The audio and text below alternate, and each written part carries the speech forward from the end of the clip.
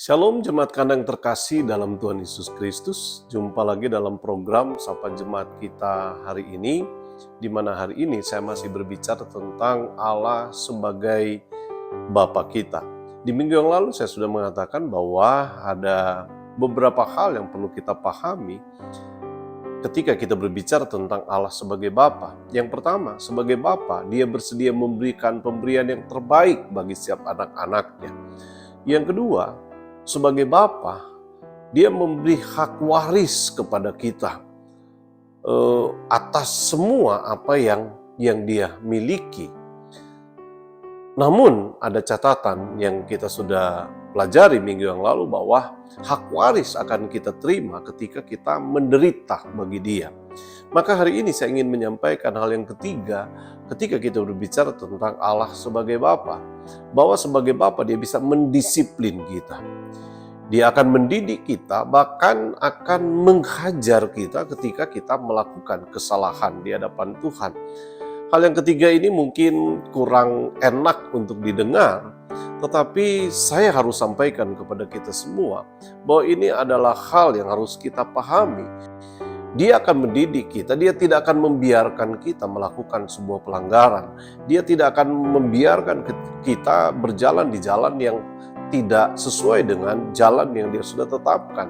Sebagai Bapa, ketika kita melakukan kesalahan, Dia dapat mendidik kita, Dia dapat menghajar kita, bahkan Dia dapat menghukum kita sebagai anak-anaknya. Maka di dalam Ibrani pasal 12 ayat 5 dan ayat yang ke-6 dikatakan demikian firman Tuhan.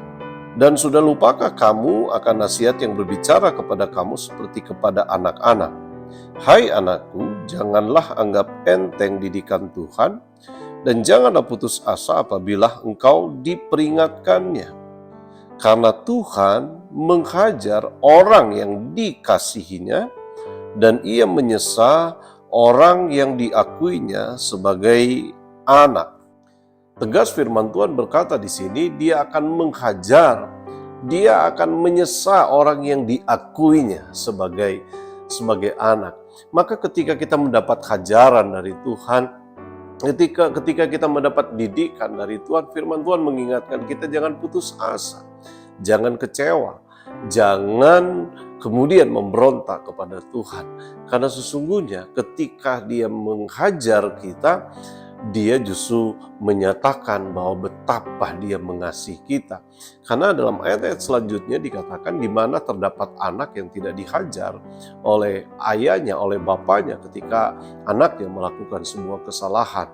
Maka Bapak Ibu, saudara yang kekasih dalam Tuhan, pastikan bahwa kita menjadi anak-anak yang baik di hadapan Bapa kita di dalam surga. Kita tidak harus menunggu dihukum oleh Tuhan untuk kita berbalik kepada kebenaran, kepada jalan yang benar. Kita tidak harus menunggu dihajar oleh Tuhan untuk kita menyatakan bertobat dari segala pelanggaran kita. Minggu yang lalu saya sudah katakan tentang anak bungsu yang kemudian pergi ke kota menghabiskan semua harta warisan yang dia sudah terima. Tapi kemudian apa yang dia lakukan? Dia sadar dan kemudian dia bertobat. Maka sebagai anak, biar kiranya ini yang harus kita lakukan di hadapan Tuhan. Kiranya firman Tuhan ini boleh menjadi berkat buat kita semua. Mari jalani hari ini. Kita percaya bahwa bersama dengan Tuhan kita mampu menanggung segala perkara. Selamat beraktivitas dan Tuhan Yesus memberkati kita sekalian. Amin.